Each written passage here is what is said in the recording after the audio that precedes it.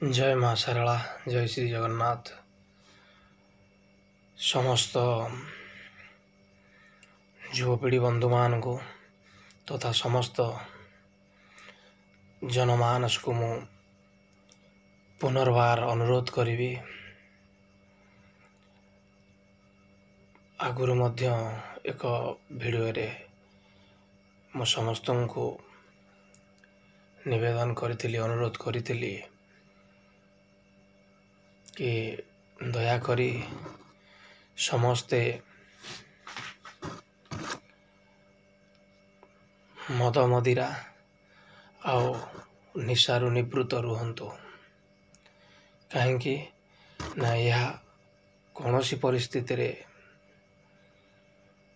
को प्रकार मध्य यह आम पाई मंगलदायक केबे हेई परिबो नाही। मोर कहिबार तात्पर्य हला ये संसार रे ये समाज रे जो दुखद परिस्थिति घटुची जार कलना जार वर्णना धर्मशास्त्र रे वर्णना करा जायछि एवं ताहा साधु संत मुनि समस्त मुखरे मध्य ताहा बारंबार उच्चारण करा जाउछि आ बारंबार समस्त को सतर्क कर दिया जाउछि एवं समाज रे अनेक जो माने समाजर सचेतक जो माने समाजर मंगल चाहती से माने मध्य बारंबार समस्त को सचेतन करुचंती जे दया करी मद मदिरा आउ निशा द्रव्य ठू दूरे रुहंतु। दुनिया रे अनेक अमंगलकारी अच्छी ता मध्य यह एक भयंकर कारण जहाँ प्रत्येक परिवार उजाड़ीबार जहाँ महाविपद सृष्टि करिवार जहाँ कि जो विपद जो क्षति अपूरणीय जहाँ क्षति पूरण हो पारिबनी। तेणु समस्ते सचेतन कला परे भी आमर युवपीढ़ी बंधु माने सचेतन होउनांती बा मानव समाज रे अनेक मनुष्य मध्य सचेतन होउनांती। केते दुर्घटना केते दुखद परिस्थिति केते संसार रे महाविपत्ति हेला परे केते परिवार उजुड़िला परे केते क्षय क्षति रोग शोक हवा परे आम मनीष समाज चेतिबो। तेणु भाविकी बहुत दुख लगुच केवल भगवान को डाकिवा छड़ा आ कौन सी उपाय भी नहीं जहाँ मनीष स्तर रे प्रचेष्टा करा जाउछि ताहा भी कहीं पूर्ण रूपे ग्रहण करने को राजी नुहे। तेणु जो माने प्रचार करुचंती जो माने या विरुद्ध रे समाज रे प्रचार करुचंती बा समाज रे युवपीढ़ी मान को बुझाउचंती बा से मान को सहित अनुगत्य रहीकरी से मान को बारंबार कहउचंती यार विरुद्ध रे जे तुम सब जिनस ग्रहण कर ना जहाँ द्वारा तुम बुद्धि भ्रष्ट हम तुम बुद्धि मनीषर जो दिव्य ज्ञान थाए से ज्ञानटा धीरे एक अंधकार रे रुंधी होई जीवो। तेणु एते सब बारंबार परे भी आम युव समाज पर्यंत बुझु नांती ना आम मानव समाज पर्यंत बुझु नांती। बहुत सचेतन हेलेनी तथापि अनेकांश ए पर्यंत सचेतन हेई नांती जहाँ द्वारा से समय अवधि मध्य बहु भयावह क्षति होउची। किंतु मोर एतिकी निवेदन रहुची समस्त युवपीढ़ी मानक पाई मानव समाज पाई जे जीए निशा सहित आडिक्टेड होउचंती बा निशा सहित उत्प्रेत भाव जड़ित हवा को चाहूचंती जो माने से मानकर सांग सहोदर बा मित्र अछंती मु सेई मानकु कहिबी जितेबाला दुख विपद घटी जाउची आपण माने विलाप करुचंती क्रंदन करुचंती केते जे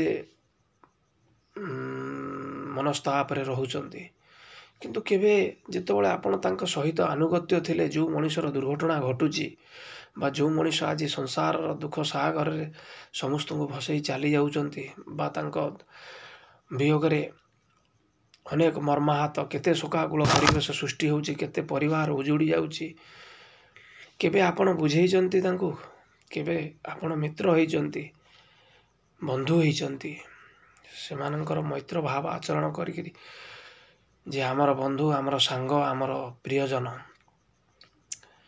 କେତେଥର ଆପଣମାନେ ତାଙ୍କୁ କହିଛନ୍ତି ଯେ ରେ ମିତ୍ର, ହେ ବନ୍ଧୁ, ଏସବୁ ମଦ ମଦିରା ଗ୍ରହଣ କରନି। କାହିଁକି ନା ଯାହାଦ୍ୱାରା ଏହା ଆମର ବୁଦ୍ଧିଭ୍ରଷ୍ଟ କରିବ ଆଉ ଆମର କ୍ଷତିର କାରଣ ହେବ। ଏହାଦ୍ୱାରା ବହୁତ ଦୁର୍ଘଟଣା ଘଟିବ। ତେଣୁ କେତେଜଣ ବନ୍ଧୁ ମିତ୍ର ଏ ଦୁନିଆରେ କେତେଜଣ କାହାକୁ କହିଛନ୍ତି? ଯଦି 100% ଧରା ହୁଏ ତାହେଲେ 1%, 5% ଆସିବା କଷ୍ଟକର ହେବ। ଆଉ ମିତ୍ର ସିଏ ହେଇଥାଏ ଯିଏ କୁପଥରୁ ସୁପଥକୁ ଆଣିଥାଏ, ସୁପଥରୁ କୁପଥକୁ ନେଇନଥାଏ।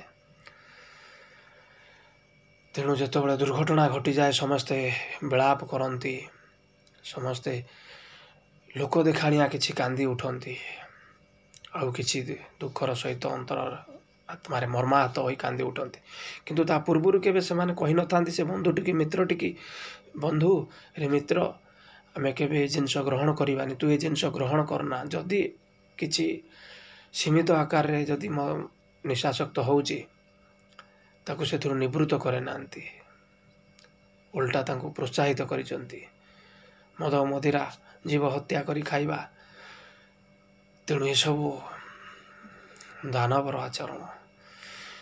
ତେଣୁ ସମସ୍ତେ କହୁଛନ୍ତି ଆମେ ବନ୍ଧୁ, ସାଙ୍ଗ, ଆମର ବନ୍ଧୁ ଚାଲିଗଲେ, ମିତ୍ର ଚାଲିଗଲେ, କୌଣସି ଏକ ଦୁର୍ଘଟଣାରେ ଯଦି ଏମିତି ଘଟେ କି ଘଟୁଛି ମଧ୍ୟ କହୁଛନ୍ତି।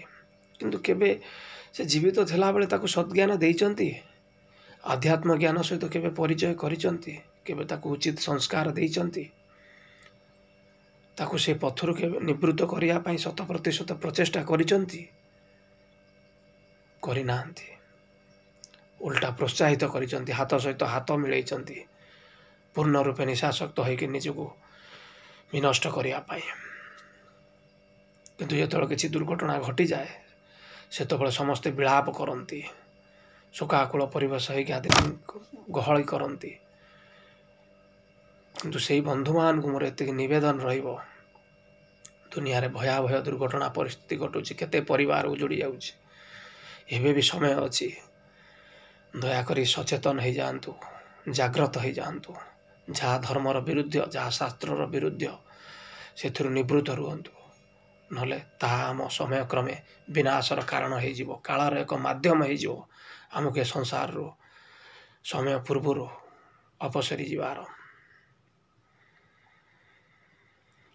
ତେଣୁ ମଣିଷର ପୂର୍ବ ପ୍ରାରବ୍ଧ ବା ତା ପାପ ପୁଣ୍ୟ ନେଇକରି ଏ ଶରୀର ସଞ୍ଚିତ ହୋଇଥାଏ, ତିଆରି ହୋଇଥାଏ। ଯାହା ଶାସ୍ତ୍ର ଧର୍ମର ମତ, ଯାହା ଭଗବାନଙ୍କର ମୁଖ ନିଃସୃତ ବାଣୀ ଅଛି ଶାସ୍ତ୍ର ଧର୍ମରେ, ଗୀତା ଭାଗବତରେ ବା ଆମର ବେଦଶାସ୍ତ୍ରମାନଙ୍କରେ, ପାପ ପୁଣ୍ୟରୁ ଯେଉଁ ଶରୀର, ଏ ଶରୀର ଆମର ତିଆରି ହେଇଥାଏ, ଆମେ ଏ ସଂସାରକୁ ଆସିଥାଏ, ଯାହାକୁ ପ୍ରାରବ୍ଧ କର୍ମ ବୋଲି କୁହାଯାଏ। ତେଣୁ ସେହି ଅନୁସାରେ ଆମର କେତେବେଳେ କେଉଁ ଘଟଣା ଦୁର୍ଘଟଣା ଘଟିବ ତାହା ନିଶ୍ଚିନ୍ତ ହୋଇଥାଏ। କିନ୍ତୁ ଯଦି ଆମ ପୂର୍ବର ପୁଣ୍ୟ କମ୍ ଥାଏ, ପାପ ଅଧିକ ଥାଏ, ତାହେଲେ ବର୍ତ୍ତମାନର ଯେଉଁ ପୁଣ୍ୟ ପାପ ସିଏ ତା ସହିତ ମିଶ୍ରିତ ହୋଇକରି ଆମ ଜୀବନରେ ଦୁଃଖ ସୁଖ ଘଟେଇଥାଏ। ତେଣୁ ପୂର୍ବର ପୁଣ୍ୟ ଯେତେବେଳେ ଆମେ ଖର୍ଚ୍ଚ କରିସାରୁ ବା ବର୍ତ୍ତମାନର ପୁଣ୍ୟ ଯେତେବେଳେ ଆମେ ଖର୍ଚ୍ଚ ସରିଯାଏ, ଆଉ ପୂର୍ବର ପାପ ଆଉ ବର୍ତ୍ତମାନର ପାପ ଯେତେବେଳେ ମିଶିଯାଏ, ସେତେବେଳେ ଭୟାବହ ପରିସ୍ଥିତି ସୃଷ୍ଟି ହୁଏ। ଏହା ତ ବିଧିର ବିଧାନ, ଆମେ ସାଡ଼କୁ ଯିବାନି। ଯେତିକି କିଞ୍ଚିତ୍ ଧାରଣା ଅଛି ବା ଜ୍ଞାନ ଅଛି, ଯେତିକି କିଞ୍ଚିତ୍ ମାତ୍ରାରେ ଯାହା ପଢ଼ିଛୁ ଶୁଣିଛୁ ଜ୍ଞାନୀ ମୁନିଙ୍କ ଠାରୁ, ତାହା, ତେଣୁ ଆମେ ସାଡ଼କୁ ଯିବାନି। କିନ୍ତୁ ଏତିକି ମୁଁ କହିବି, ସବୁକିଛି ପୂର୍ବ ବିଧାନ। ସମସ୍ତେ କହୁଛନ୍ତି ପୂର୍ବ ବିଧାନ, ସବୁକିଛି ପୂର୍ବରୁ ନିଶ୍ଚିନ୍ତ ହେଇଛି। କିନ୍ତୁ ବର୍ତ୍ତମାନର ଯେଉଁ କୃତ୍ୟ ତାହା ସ୍ଥିର କରିନିଏ ଯେ ସବୁକିଛି ଘଟିତ ହେବା ପାଇଁ। ଯଦି ମୁଁ ନିଆଁରେ ହାତ ପୂରେଇବି, ମୁଁ କହିବି ମୋ ହାତ ପୋଡ଼ିବନି ବୋଲି, ତାହେଲେ ଏଇଟା କ'ଣ ସଂସାରରେ ହେଇପାରିବ? ତେଣୁ ଆମେ ଭାଗ୍ୟ କର୍ମକୁ ଦୋଷ ଦେବାର କିଛି ନାହିଁ, ଭାଗ୍ୟକୁ ଦୋଷ ଦେବାର, କାହିଁକିନା କର୍ମକୁ ନେଇକରି ହିଁ ଭାଗ୍ୟ ରଚନା ହୋଇଥାଏ। ତେଣୁ ଆମେ ଜାଣିଶୁଣି କାହିଁକି ଆମ ନିଜକୁ ଆମେ ଖରାପ କରିବା? କେତେ କଷ୍ଟ ଉପାର୍ଜିତ ଧନକୁ ଆମେ ଅର୍ଜନ କରିକିରି ଝାଳ ବୋହି ରକ୍ତ ବୋହି ଆମେ କାହିଁକି ମଦ ମଦିରାରେ ଆମକୁ ନଷ୍ଟ କରିବା? କ'ଣ ପାଇଁ?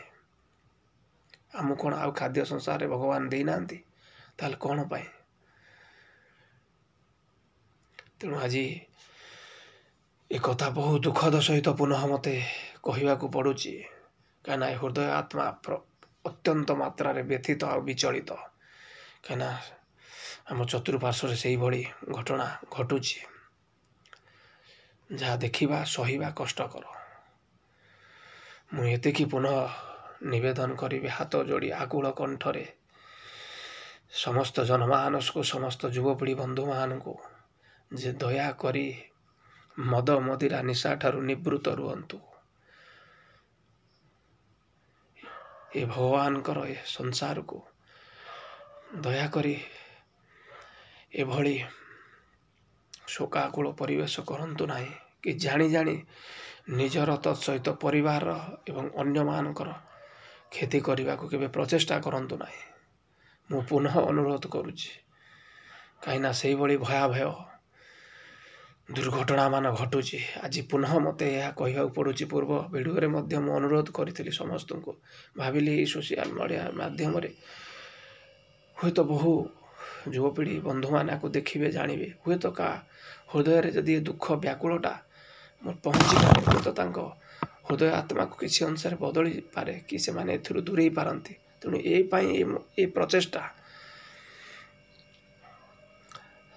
ତେଣୁ ଆଉ ନା କୌଣସି ଅନ୍ୟ କାରଣ, କେବଳ ଏତିକି ପ୍ରଚେଷ୍ଟା, ଏ ଭଗବାନଙ୍କର ସୃଷ୍ଟି। ତେଣୁ ଆ ଭିତରେ ଏଭଳି ଜୀବ ହତ୍ୟା କରି ଖାଇବା, ମଦ ମଦିରାରେ ବୁଡ଼ି ନିଜକୁ ବିନଷ୍ଟ କରିବା କେବେ ହେଲେ ଆମ ପାଇଁ ଭଗବାନ ଏ ରଚନା କରିନାହାନ୍ତି। ଆମ ହାତରେ କର୍ମର ବିଧାନ ଦେଇଛନ୍ତି ଯେ ତୁ ଏଠି ବିଷ ଅଛି ପିଇବୁ, ନା ଏଠି ଅମୃତ ଅଛି ପିଇବୁ। ତେଣୁ ଆମେ ଅମୃତକୁ ଚୟନ ନ କରି ବିଷକୁ କାହିଁକି ଚୟନ କରୁଛେ? ଭଗବାନ ଏ ସଂସାରରେ ସର୍ବତ୍ର ବିଦ୍ୟମାନ, ତେଣୁ ସେସବୁକୁ ଅନୁଭବ କରିବା ଦରକାର। ଏତେ ଏତେ ଲୋକ ସମସ୍ତଙ୍କୁ କହୁଛନ୍ତି, ବୁଝାଉଛନ୍ତି, ଏତେ ପ୍ରଚେଷ୍ଟା କରୁଛନ୍ତି, ସେମାନେ ସୋସିଆଲ ମିଡ଼ିଆରେ ମଧ୍ୟ ଆୱାରନେସ୍ କରୁଛନ୍ତି, ଦୁଃଖ ବ୍ୟାକୁଳ ସହିତ ହାତ ଯୋଡ଼ି କହୁଛନ୍ତି, ତଥାପି କାହିଁକି ଆପଣମାନେ ଶୁଣୁନାହାନ୍ତି? କାହିଁକି ଆପଣମାନେ ସେ ବିଷୟରେ ନିଜକୁ ବୁଡ଼େଇ ନିଜ ପରିବାର, ନିଜ ଗାଁ, ନିଜ ଜିଲ୍ଲା, ଏ ସଂସାରକୁ ଶୋକାକୁଳ ପରିବେଶ କରୁଛନ୍ତି? ଯଦି ଆପଣଙ୍କର କ୍ଷତି ହେଉଛି, ଆପଣଙ୍କ ପରିବାର ବାପା ମା କେତେ ଦୁଃଖ ପାଉଛନ୍ତି କେବେ ଅନୁଭବ କରୁଛନ୍ତି ଭାବିକିରି? ଯେ ମୋର କ୍ଷତି ହେଲେ ଏ ପରିବାରର କ'ଣ ହେବ, ପିଲା ଛୁଆଙ୍କର କ'ଣ ହେବ, ମୋ ପଡ଼ୋଶୀଙ୍କର କ'ଣ ହେବ, ସାଇ ଭାଇଙ୍କର କ'ଣ ହେବ, ବନ୍ଧୁବାନ୍ଧବଙ୍କର କ'ଣ ହେବ? କେବେ ଭାବିଛନ୍ତି ସେ ବିଷୟରେ? କେବେ ଭାବୁନାହାନ୍ତି। ତେଣୁ ସେଇଥିପାଇଁ ଯେତେବେଳେ ସେ ମଦ ମଦିରା ଗ୍ରହଣ କରନ୍ତି, ସେତେବେଳେ ବୁଦ୍ଧିଭ୍ରଷ୍ଟ, ଜ୍ଞାନ ନଷ୍ଟ ହୋଇଯାଏ। ଆଉ କାଳ ବିପତ୍ତି ଯଦି ସେଇ ସମୟରେ ଥାଏ, ତେଣୁ ସେ ତାହାକୁ ହିଁ ମାଧ୍ୟମ କରିନିଏ। ଏ ଶରୀର ଆସିଛି ଦିନେ, ଯିବ ତ ଦିନେ ନିଶ୍ଚିନ୍ତ। ଆତ୍ମା କେବେ ମରେ ନାହିଁ କି ମରିବ ନାହିଁ। ତେଣୁ ଭଗବାନ ସେଇଥିପାଇଁ କହିଛନ୍ତି, ନୈନଂ ଛିନ୍ଦନ୍ତି ଶସ୍ତ୍ରାଣି ନୈନଂ ଦହତି ପାବକ ନ ଚୈନଂ କ୍ଲେଦୟାନ୍ତପ ନ ଶୋଷୟତି ମାରୁତ। ଏ ଶରୀର ସିନା ନଷ୍ଟ ହୋଇଯିବ, କିନ୍ତୁ ଏ ଆତ୍ମାର କେବେ ନଷ୍ଟ ହୁଏ ନାହିଁ। ତେଣୁ ପୁନଃ ମୋର ସମସ୍ତ ଯୁବପିଢ଼ି ବନ୍ଧୁମାନଙ୍କୁ ହାତ ଯୋଡ଼ି ନିବେଦନ ରହିବ ଆକୁଳ କଣ୍ଠରେ, ଦୟାକରି ଏଭଳି ବିଭୀଷିକା ପରିସ୍ଥିତିକୁ ଆପଣେଇ ନିଅନ୍ତୁ ନାହିଁ। ନିଜ ପରିବାର ଅଛି, ଭଗବାନ ଦେଖୁଛନ୍ତି ସବୁ। ତେଣୁ ଧର୍ମର ସୀମାରେଖା କେବେ ବି ଡିଅନ୍ତୁ ନାହିଁ, କି ଏତେ ଏତେ ବିପଦକୁ ଆପଣାନ୍ତୁ ନାହିଁ। ମଦ ମଦିରାରେ ବୁଡ଼ନ୍ତୁ ନାହିଁ, କି ନିରୀହ ଜୀବମାନଙ୍କୁ ଛଟପଟ କରି ଖାଆନ୍ତୁ ନାହିଁ। ହାତ ଯୋଡ଼ି ଆକୁଳ କଣ୍ଠରେ ସମସ୍ତଙ୍କୁ ନିବେଦନ କରୁଛି, ମଦ ମଦିରାଠାରୁ ପୂର୍ଣ୍ଣ ରୂପେ ଦୂରେଇ ରୁହନ୍ତୁ। ଯେଉଁ ବିଭୀଷିକା ପରିସ୍ଥିତି ଘଟୁଛି ଆପଣମାନେ ଆଖିରେ ଦେଖିପାରିବେନି ଆଜ୍ଞା, ତେଣୁ ମୋର ସମସ୍ତଙ୍କୁ ହାତ ଯୋଡ଼ି ନିବେଦନ, ଏଥିରୁ ନିବୃତ୍ତ ରୁହନ୍ତୁ, ଦୟାକରି। ଜୟ ମା ଶାରଳା, ଜୟ ଶ୍ରୀ ଜଗନ୍ନାଥ।